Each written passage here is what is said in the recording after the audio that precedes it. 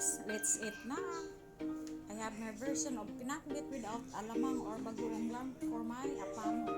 Can eat it too. Bye-bye. Di una usa na to panday langga ang mga kano taba-taba. Para dili na ta magkuan og mantika. So ang taba sa kwan sa pork yan ang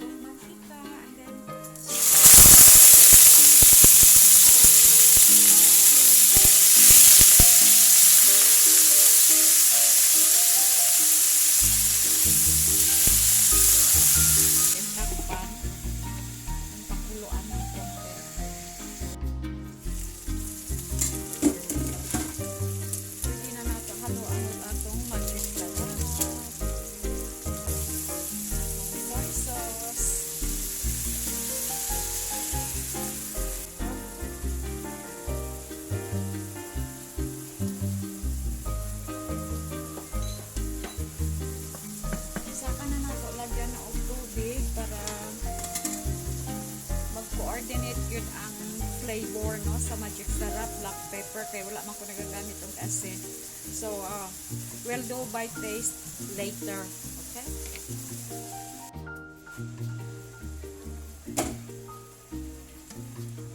So okay na ning sabaw nato na kuan, pwede na nato ihalo ang atong okra, then kalabasa ihalo na kay kasi para sabay-sabay na lang sila maluto, no? Then sitaw.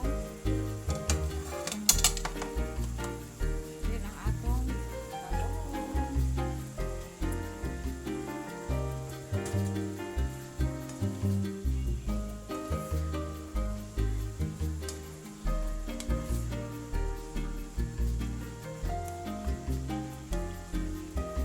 So pwede na nyo siya kilawang so kung kulang pa siya, pwede man nato siya gamitan o patis or fish sauce.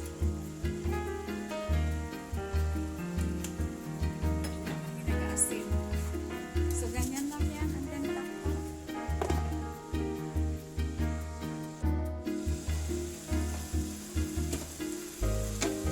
This time, pwede na nato ihalo ang atong ampalaya. Style ni mga langga kaso wala lang bagoong or alamang kay kasi ang akong apam dili man mukaon og kwan o with bagoong, so gusto lang niya ingon ani na gulay, no?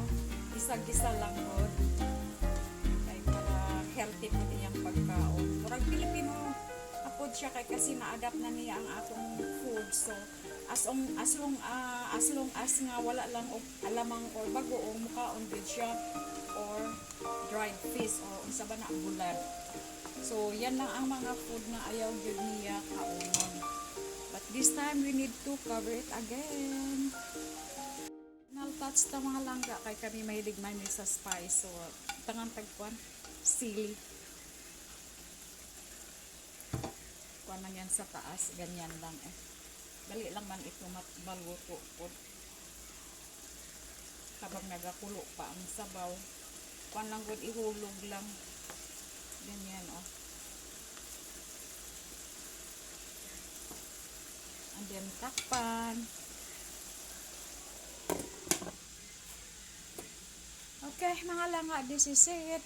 Our pinakbit. Thank you guys for watching. Bye.